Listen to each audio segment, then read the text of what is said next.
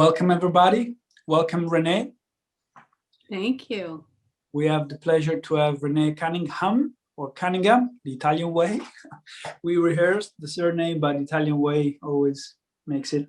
So tonight we are presenting this book from Renee, Archetypal Nonviolence. I had the pleasure to have it and to read it. And I would like, before to leave the floor to Renee, actually, to look at the introduction that it kicks off full of power. When you write about Emmett Till, a 14-year-old African-American boy who had been beaten, shot, and lynched in Mani, Mississippi on August 28, 1955. Immediately, my mind went to George Floyd, but not only to him. Things seems not different at all compared to 1955. This is not a question, it's just an introduction, perhaps a powerful introduction. We're very happy to have you here. You're a couple therapist. You're a therapist since 28 years, originally from Alabama. Welcome, Renee. The floor is yours.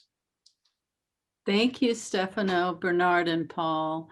And thanks everyone for showing up today. I know if you're like me, there's so much going on. It's very hard to take time out to slow down and be present with these very difficult, charged issues. So my hope today is that you can somehow take away from what I'm talking about some idea of how we hold nonviolence within ourselves and how we might work on that, and how we can proliferate nonviolence in a world that idealizes violence, both in our art and in the ways that we actually treat each other. You know, I kept contemplating where I wanted to start with this, but I think Emmett Till is a wonderful beginning, a wonderfully tragic, sad beginning. Emmett Till's murder was the flashpoint for the civil rights movement. And I was struck in doing the research for this book that I believe it was from 1955 to 1964 to the day was the March on Washington, where King gave his I Have a Dream speech. And this very opposite image of how he wanted children to be held and treated. And so it was from that march forward that the civil rights movement really took hold. So it's difficult to talk about this material from my perspective without actually being personal. As most people who write analytic material, there is something not just in the unconscious, but in that writer's life that grips and compels them. And I can honestly say that this material surprised me. It surprised me in the way it showed up. It surprised me in how it's gripped me. It has surprised me in many ways as to how it has shown up in culture again with this incredible timing and impact. I believe the material is powerful, important, and poignant for our time. Because as we all know, archetypes are live in a lack of a time-space continuum, and that they emerge through different factors in culture and individual. So I'll start by talking a little bit about how this material came to be for me. I had been in my analytic work personally and in training, working around personal issues which had powerful resonance with flashes of image and no meaning attached to them. And over the years of my personal work, there was an image that appeared over and over and over again, which I initially thought was rather kind of funny. But as I deepened my practice and got further in my training, I began to realize that this image was incredibly important in my own mythological narrative. The experience was one of being 6 years old and running away from kindergarten. I was raised in a very small town deep in the south of Alabama, in the middle of the civil rights movement from 1961 until 1972. I was lucky enough to have a father who was stationed in one place at one time for long enough for me to live my formative years in Alabama. And my father was trained as a pilot in the Vietnam War, in which he attended or was stationed 2 times. He had two tours there.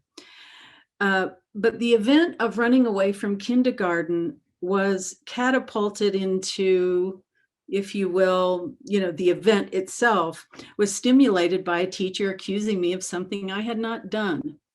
And it was the first visceral memory of being rageful and wrathful.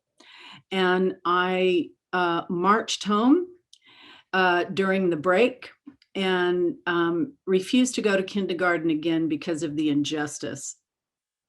While that seems like an innocuous example, it was really the beginning of a childhood depression that I think lasted for a significant period of time, that had a lot to do with my father going away, no explanation, the violence of the Vietnam War, the unexplained racism in my town, the unexplained racism in the country, and the riots and the rage that was going on all around me as a little girl that no one really talked about.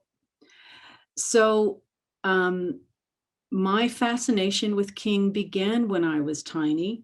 It hasn't ended. I'm 62 now.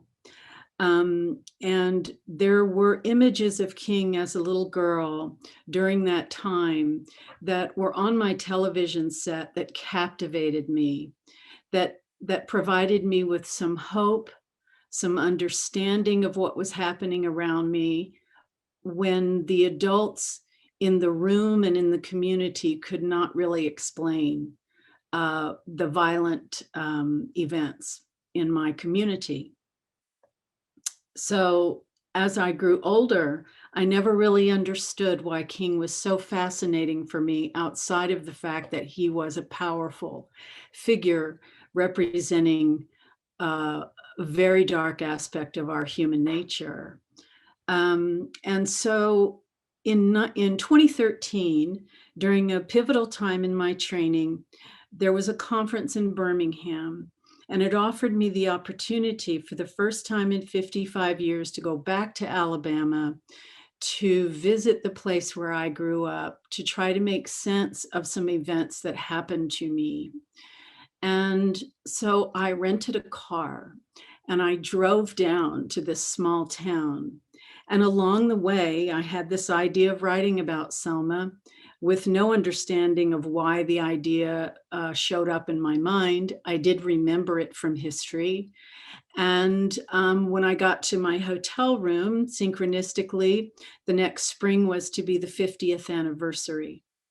So I followed that breadcrumb, and the experiences that I had on revisiting Alabama were profoundly powerful, impactful, emotional. It felt as if racism lived still in the soil of every part of the South that I visited.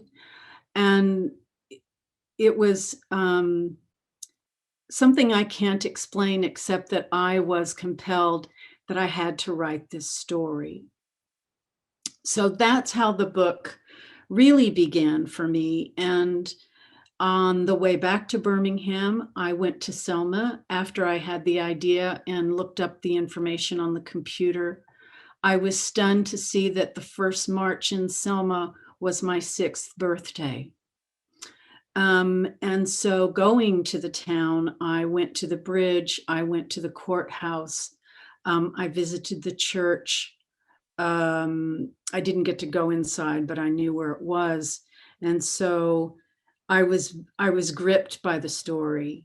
And that began the experience of writing the dissertation. After the dissertation in 2017 and graduating, the book would, the story just would not let me go. And it deepened for me even more.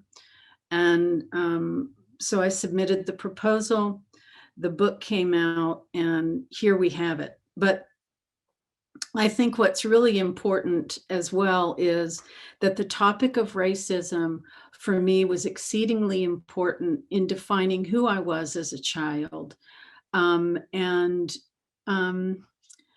That it is something I'm still trying to come to understand, because I believe that racism intersected with my own voicelessness as a child and the violence around me and the oppressive forces of growing up in a military system. And while this is not equal to racism, in my experience of being a human being, they still are merged in very interesting ways and intersect with being a woman, being raised in a culture of oppression, being raised in a military system, and the desire to do something in my life as in becoming an analyst. They are all connected.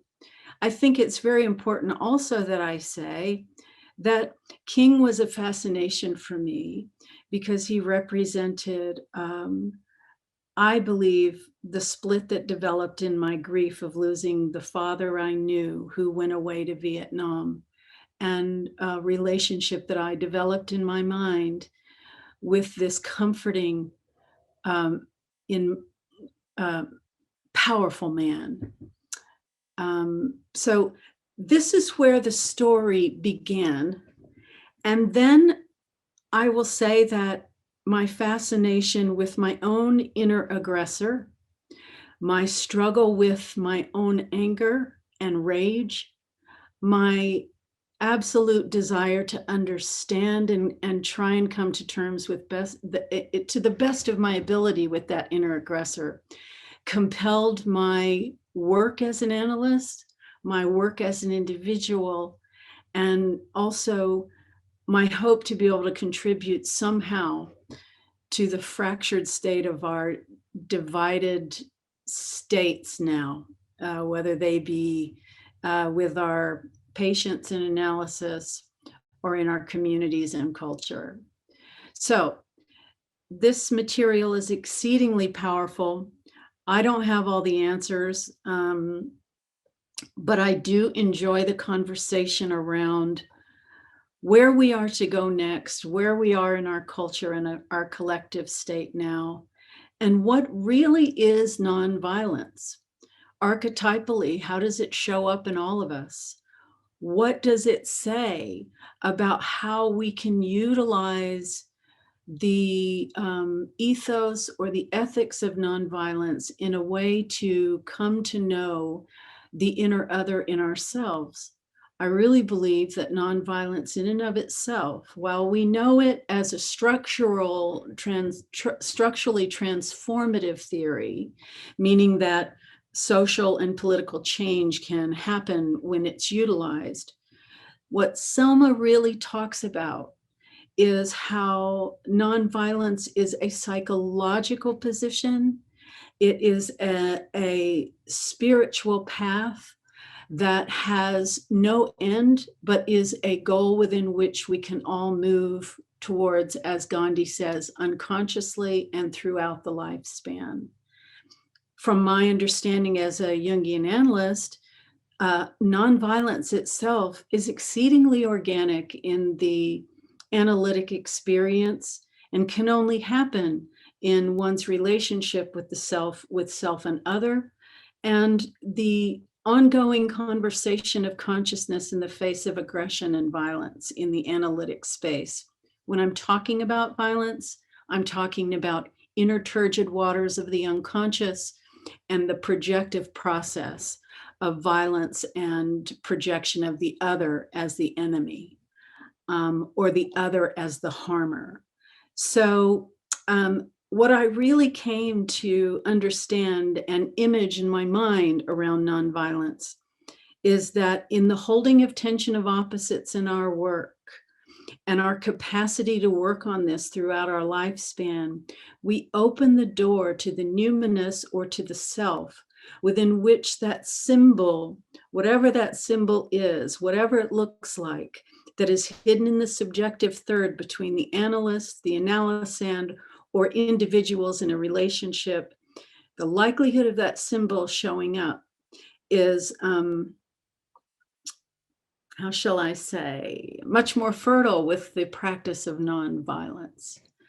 And so in the book, I really use examples of Gandhi's satyagraha and ahimsa, and I explore King's 6 tenets of nonviolence, not as the concretized or the way to do it, but as examples of how nonviolence, particularly archetypal nonviolence, was delivered in mass to America through King and his lieutenants. And that at the pinnacle of the Selma movement, we see what the practice, the ongoing practice of these tenets do to the collective zeitgeist.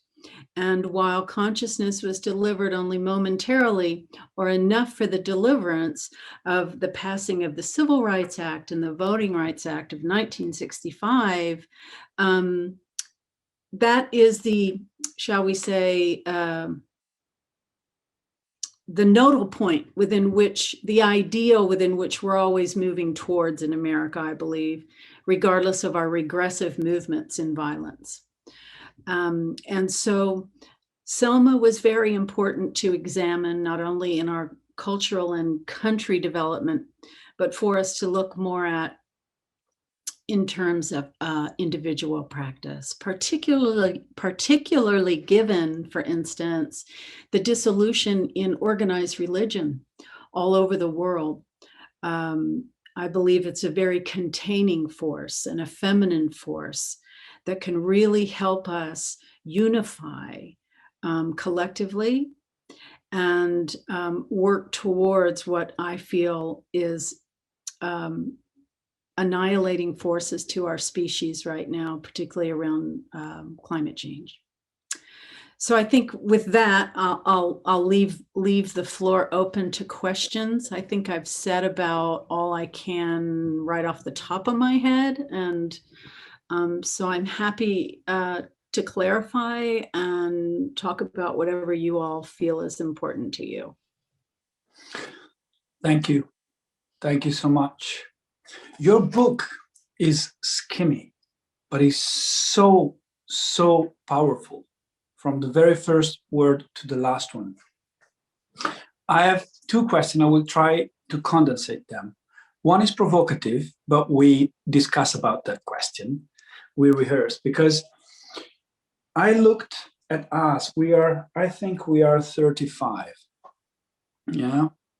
98% of the audience is white. And this is very interesting. Of course, we can relate to what Andrew Samuels, Alan Vaughan discussed in Vienna last summer at the World Conference, the fact that we should open to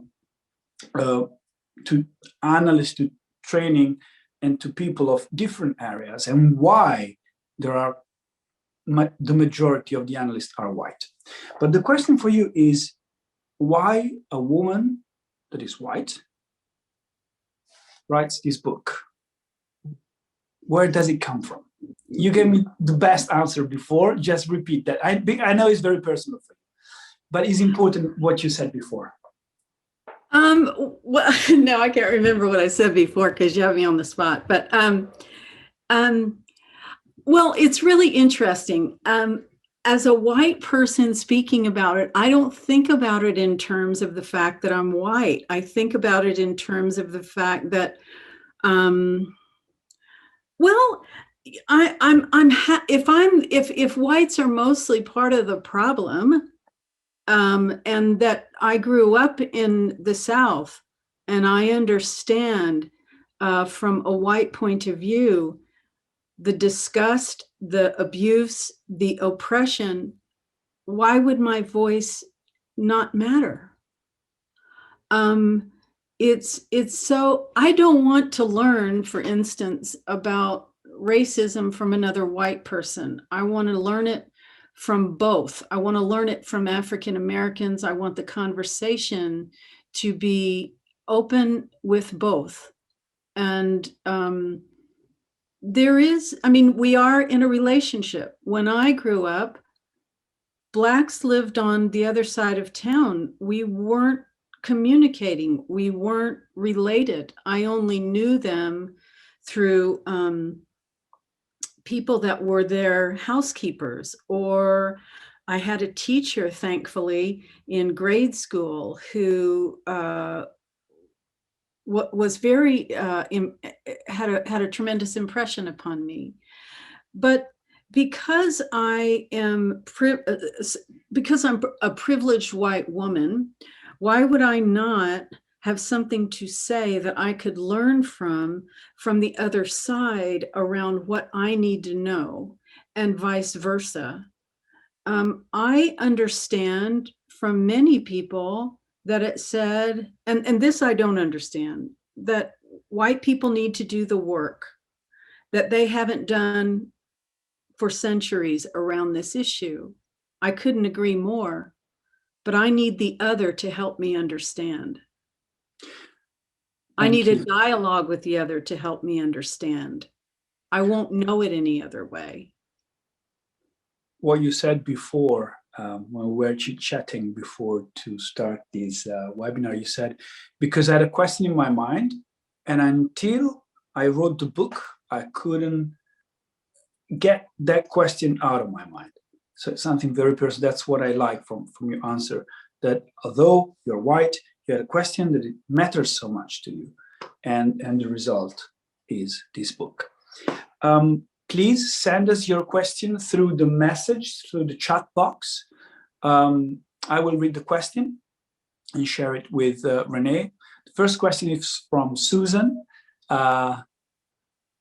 Can you say more about nonviolence as active, not passive, especially in the context of it being archetypal? Yes. So that's a really great question. I think the thing about archetypal nonviolence for me is that King says that it is active, it is not passive resistance. So active resistance is the capacity to hold the unknown in a relationship and to not act out violently in thought, well, as Gandhi would say, thought, word, and deed, until something new comes in the third to shift that tension. And so nonviolence in and of itself is sort of a procedure, if you will, of holding what you feel in projective processes with the other, or holding anger, or holding the tension of conflict. I guess in some ways it could be called hold your tongue until something other comes in to shift the energy in the room, to bring in a new form of consciousness, so that self-reflection is certainly a piece of this. Now, how that image, or what that image is to be, usually comes up in holding that tension. Now, on one end of the experience of nonviolence, we have tactics and strategies, which we certainly use in the analytic frame, which sometimes is just silence. Sometimes it might be encouragement. Sometimes it might be, how do I say, interpretation. Sometimes it might be meditating silently on the image that may come to you around healing with the other that emerges in the third. So these are tactics. But the philosophical part is to actually not do much at all, but hold what is happening. And in violent tendencies or aggression, to hold and not act out, and to self-reflect on how you might be part of the process and how you may be contributing. Thank you. Susan also added, but your book is also a white person doing the work. There is a question from Alan. Can you speak to origin of violence toward African Americans out of your personal family experience in the dialectics of nonviolence? In the what of not in the what of nonviolence? Dialectics of nonviolence. Is Alan asking me how I came to nonviolence in my own personal life through family experiences of racism? Outside your experience of racism, if I understand, can you speak to origin of violence toward African American out of your personal family experience in the dialectical mode of nonviolence? And then he adds, as a child, I could not understand the rage and violence toward African Americans. Can you say something about archetypal violence in contrast to archetypal nonviolence? Well, I can answer that from my own personal experience, if that would help, Alan. Because I couldn't understand as a child the anger towards whites. So one example I can give of that, there's a couple. One is when I was in the 7th grade, which would have been 1971, I could not square this in my mind. In 71, segregation was against the law in Alabama, but as we know, it was still practiced. So when I would go to school, the bus would pick us up, drop us off at the school, and in the gym, the blacks would be waiting to get on that same bus and be taken to their school. So one day, as I was preparing for gym class, which was in the gym, I was walking across the gym and had a shoe thrown at me and hit me in the head. And I turned around and realized that it was a black girl sitting up in the middle of this big group of people. And I did not conduct nonviolence, Alan. And I was raised in a scrapper kind of family with boys. And I confronted her, and it almost ended up in a fist fight. So from that point of view, well, we were literally saved by the bell, by the way. So from that point of view, I did not know anything about nonviolent tactics, principles, philosophy, the application of them. For me, I was immersed completely in the experience of the aggression and violence between the races for what I felt was no apparent reason, but in that moment was very charged with all the reasons that culture had integrated into me unconsciously or put into me unconsciously. And then years later, I would fall in love with a black man in my 20s. And I had people in my family who disowned me. His family was different. They were accepting. But we both experienced forms of racism on either side of the relationship. And it's probably those experiences that led me to want to know, why was nonviolence effective? In the spaces that I experienced violence in my life, I never knew any way to mediate it, any way to end it, any way to work with it. And so part of my exploration, or most of my exploration of nonviolence, was to help me understand how I could mediate my own inner aggression and the aggression that came out towards others. Question from Sarah. I think I understood you to say that in the consulting room, there is a way to practice nonviolence in terms of having aggression, hate, etc., entering to the relationship through projective identification. Is that a reasonable restatement? And in what ways might we work on these non-violently? Yeah, I did not mean projective identification.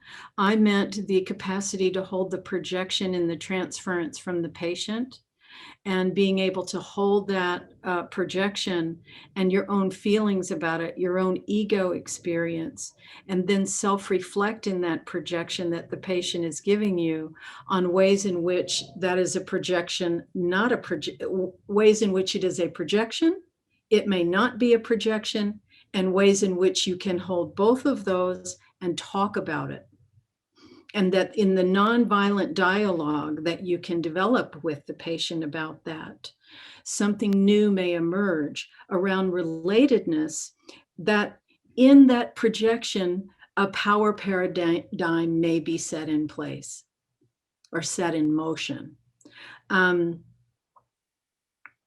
One of the things that I do talk about in the book, which I think is exceedingly important, and for me, probably the most important thing, is how we, in our analytic work, contain aggression to hatred. And we know that it is on a spectrum. And we also understand that hatred can be pathological. And so at what points do we, does nonviolence not work? Do we need to exit that relationship where there is a danger of moving beyond the apex of the capacity to relate nonviolently to a form of sadomasochism, which can get set in motion between two people, leading to negative conjunctios, therapeutic failure, and damage to both people psychologically, spiritually, and emotionally. And I think this is the quintessential idea of what we're trying to contain culturally that is so very, very difficult. Yeah. Fabrizio has 2 comments. You just shared one. So if you want to share the second one, you're welcome, Fabrizio. You would like to know more about inner work to foster non-violence attitude, the non-violence attitude. He would like to know more ways in which you can do the inner nonviolent work. How to foster the non-violent attitude or the non-violence attitude. Yeah, I think there are so many ways. In Buddhism and in Hinduism, one can practice their own capacity to hold the moment, stay in the moment, be in the moment, work with one's own states of aggression, impatience, projection.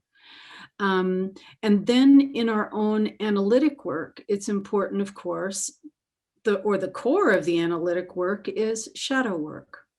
And we culturally, I think, are losing very quickly our capacity for self-reflection, which, as Jung says, is an instinctual process. So as therapists and analysts, we often spend a great deal of time reflecting on how we participate in these paradigms that get set in place.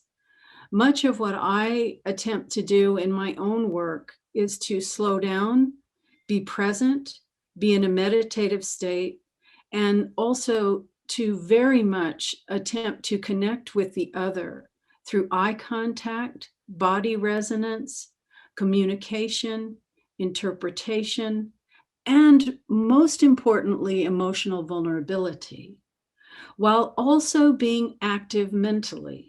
This goes back to, I think, Susan Rowland's question or comment about how do we hold nonviolence.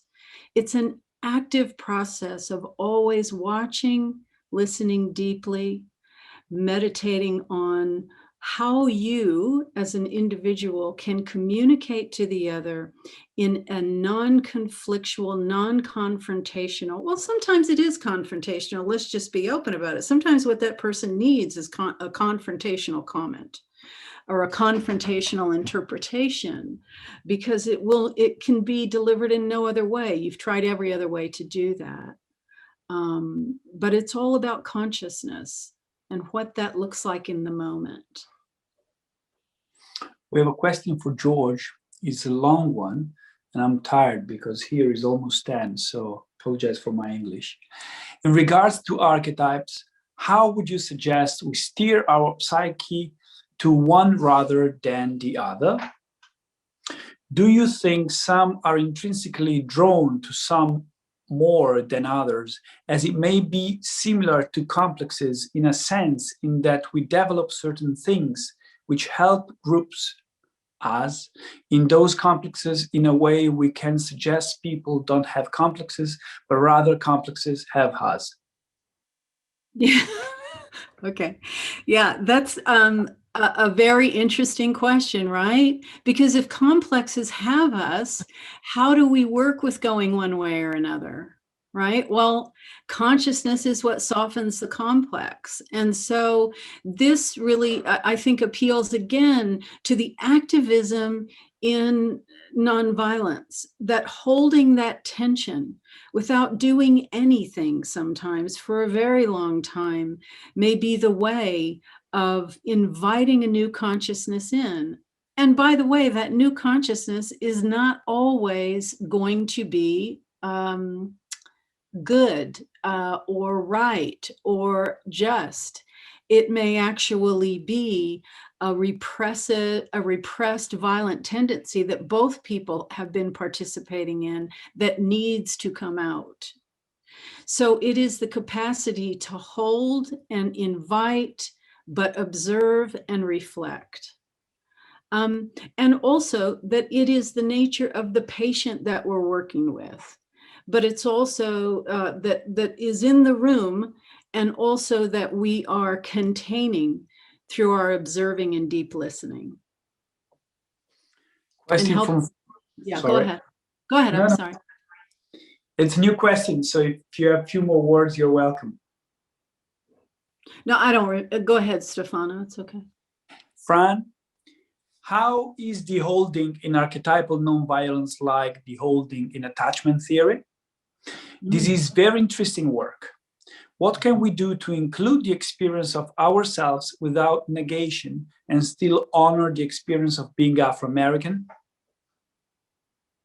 Yes, I think this is so very important. And this is what I believe makes philosophical nonviolence, not tactical nonviolence, so very, very difficult. Because at any given time, right, we're holding our personal complexes, and then we have the influence of the cultural complex, which sits right there all the time. And so how do we determine? And often it's not logic that's going to do this. It's not reason. It's not even necessarily feeling. It is the archetypal world that is at work. The only thing, the example that I have to give here would be when one does not know, one eventually is surprised by what they know in the holding of the unknown. So for instance, in the Selma marches, the very moment that seems to flip the zeitgeist is when both when both key individuals, King and President Johnson, don't know what they are going to do, and they cannot rely on what they know. They have to give it up to the unconscious. And in surrendering to that very process of the unknown, everything comes together because the defenses are no longer holding. And I really reflect a lot on this moment when I'm working with patients around my own impatience, my need to know, my need to control, my need to be in power or to be in charge so that I can feel like I have some idea of what I'm doing. And it's often only in those moments where I actually have to let go of all of that and just be present in the moment to see what psyche will offer me, which is usually connected to them, or what psyche will offer that is theirs that they are sharing with me. And that is nonviolence for me, at least in my experience. Lavinia is asking, Renee, can you say something about the nonviolence and a healthy defense mechanism that can by the other person be perceived as very violent, aggressive. How I can, so that when another is being violent and aggressive, how I work with that non-violently? Yeah, kind of an healthy defense mechanism. Yeah. When the other person can be perceived as violent and aggressive toward you. I hope this is what Lavinia meant. Sorry if I didn't get it. Usually in those moments, what I will appeal to is a truth that I'm feeling defended, and I'm wanting to relate to them instead. And could they describe to me what's underneath their aggression? Or I may say something like, I may appeal to their capacity to listen deeply to themselves and express what is happening. I may say, what is it about what I've done that has offended you? And I may own up to it. I may say, you know, you're right about that. I am doing that. And yet I want to know something about you in this process too. What might be going on with you as well? So I bring it often to a human level of humility and vulnerability, and also working on their projection so that I may hold both.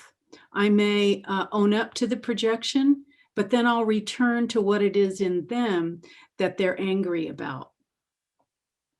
And so that both of us in that moment can break through the power paradigm to a more vulnerable related place. Do I have time to just tell one little story? Yeah, we have 10 minutes, more than 10 minutes. We can go on all the night or all the afternoon since you are in the US. So we have as much time as you want. Okay. Well, there's a story, and I think I put it in the book, that I found. There's a couple of them, but it addresses this question in terms of King.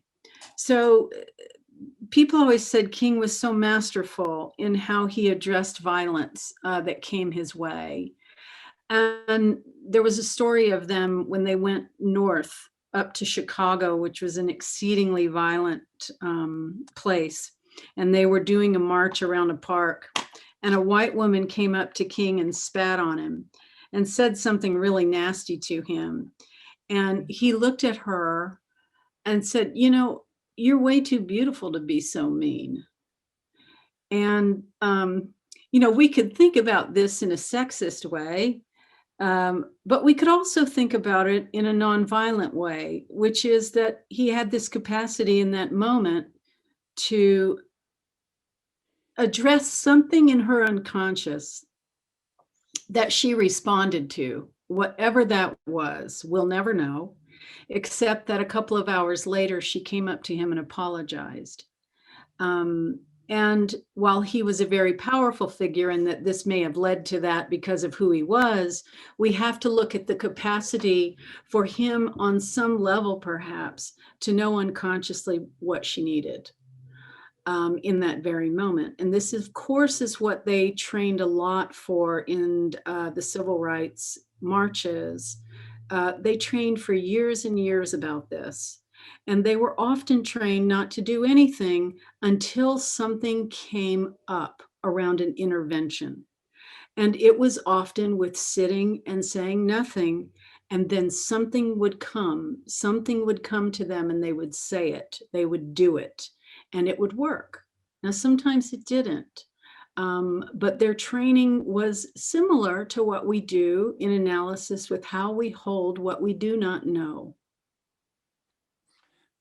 The second bit of Fabrizio's question is, I would like to make a connection with Erik Erikson's work and Gandhi and Judith Butler just released book on nonviolence.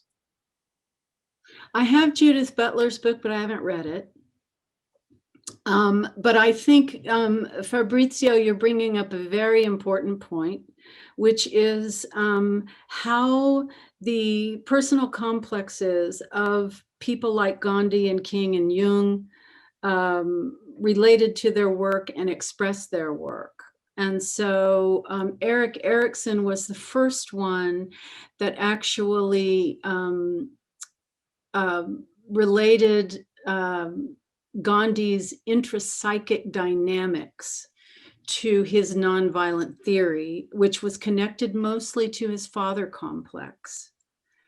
And then we have King, whose life was fascinating and also connected to his father complex, because his father was a minister, his grandfather was a minister, and his great-grandfather, I think, was a minister and a slave. And so all of them were actually very prominent activists in the South that worked very hard to change the school systems, the communities, and they did it from their pulpit.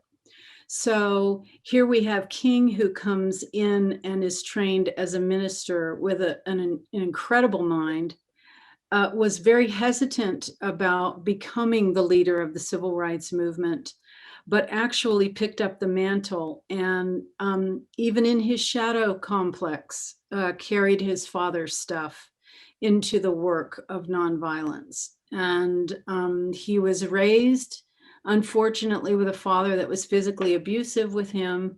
And so he carried these elements of his father complex into his work, and his desire to, I think, handle his ancestral pain and his cultural pain, and healing it through his family line. So it's very, very powerful story.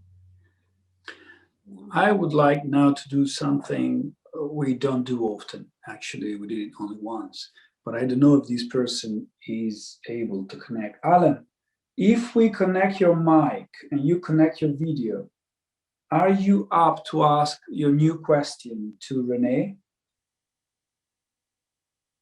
I'm looking the other way because I have another screen. I don't know if Alan can join us.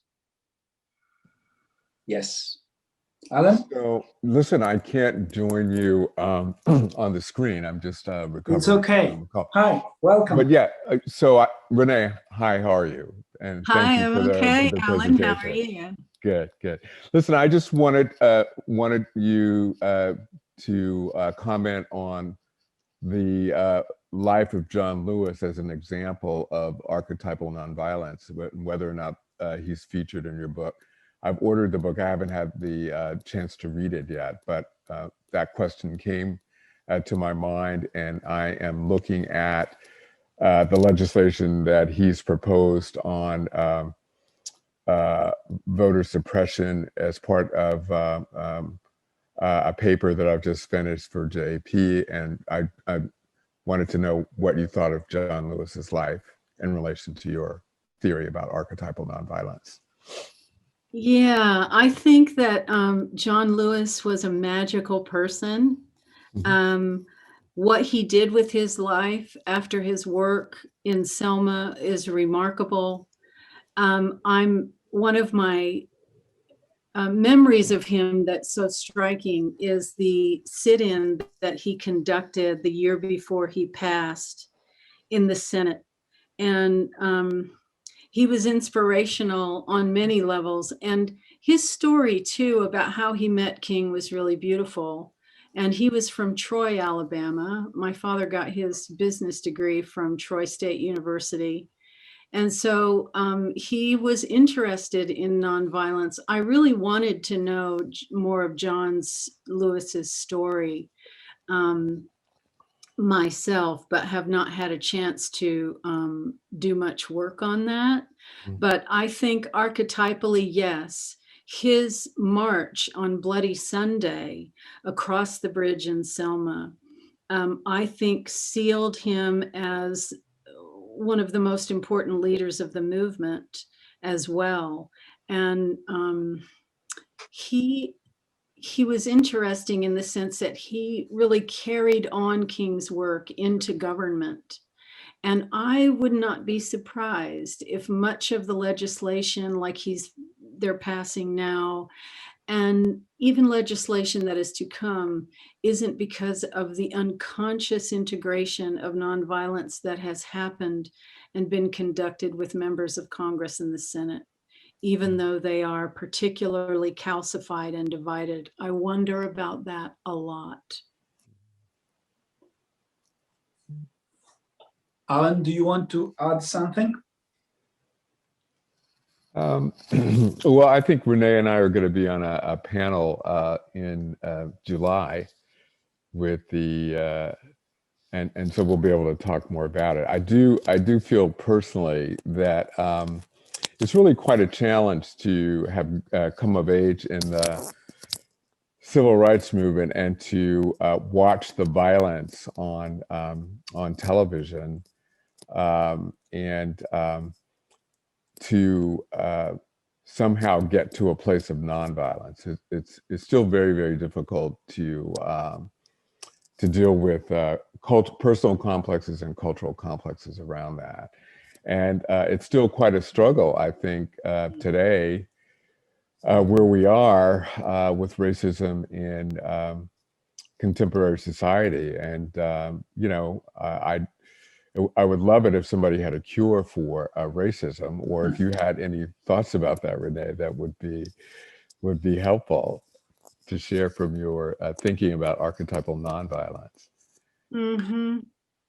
I actually was thinking about that this morning, like if I could do something different around racism, what would it look like?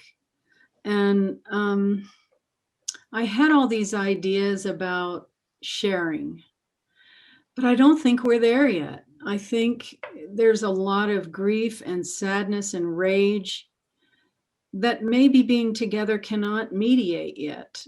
And I thought about how healing happens in one's own culture through ritual, grief, just like in Selma, right? They met in the church, they prayed, they debriefed, they did. I can only imagine the archetypal work that was going on in the churches before and after the marches. And that while the races worked together, there was something very important that needed to happen in the Black communities around healing. And I don't know what it's going to take in the white community for healing, since we sit primarily in a position, I don't like the word privilege, I do like the word hubris, or just unconscious, should we say, bias in some way. We can't see enough, so we can't feel what needs to be felt. And I really feel the only way that blindness, or one of the most important ways for the blindness to be peeled away, is one-on-one or community to community, grieving and talking about this issue together with Blacks and whites together. I understand that there are a lot of people that don't agree with that. But I can't know the other in a vacuum. And I know a lot of people that would not, if they didn't have to, they wouldn't face it. They don't want to talk about it. They don't want to deal with it. Especially if they are white. And unfortunately, it perpetuates the problem. Right.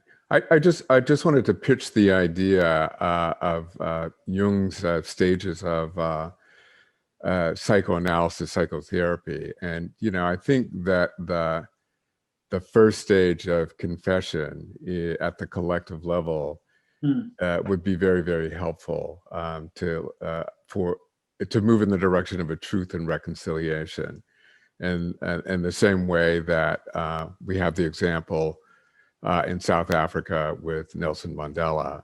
And so we simply have to get the truth of what happened, out for people to understand and to stop the denial. Mm-hmm. So I'll just end there. I don't want to monopolize the forum. Thank you. I agree. Yeah. Mm-hmm. Yeah. But no, Alan, stay there, because I have a question for you both. It is a provocation. It will sound banal and naive, but it's a provocation. So looking at Freud's idea of aggression as an instinct, as a trip, is nonviolence contra natura, against our own nature? Well, go ahead, Renee. Go ahead. No, go ahead, Alan. I want to hear you. No, I would just say I asked myself that question. I don't think I could be John Lewis. You know, I don't know that I could tolerate that level of suffering and injury and terror. Yeah. You know, I think, well, it's a time for me to go arm up. Should I be getting a pistol and having it around the way things are looking in America today with the insurrection and the former President Donald Trump? But then I'm also inspired by Renee's, you know, I think depth consideration of nonviolence, the archetype of nonviolence. So I'm ambivalent about it. Yeah. Thank you, because that's really the difference between nonviolence and the archetype of nonviolence. But Renee, what do you think? I would say I'm ambivalent as well, because while it's organic, it's also it does feel as if it is exceedingly difficult to, I mean, there is this whole paradox between practicing it and it showing up organically, right? And so I want to say it goes against nature, but it doesn't, because I think violence and nonviolence are a little bit like we can't discern where the body and the psyche separate. I think it's almost as if you've got to hold a door open and let it come in organically. Or should I say it's already there, it hasn't been revealed to you until a certain condition, just like anything, comes together, if that makes sense. Yeah. We have to come to a close now. Thank you, Alan, for joining spontaneously. Thank you, Renee. It was beautiful. We loved it. Yeah. Thank you all. We look forward to welcome you again. Next week, actually, is going to be Luigi Zoya, who couldn't make it 2 weeks ago because he didn't feel very good. Now he's fine, perfect, and ready to kick. He will talk about paranoia and the collective fear.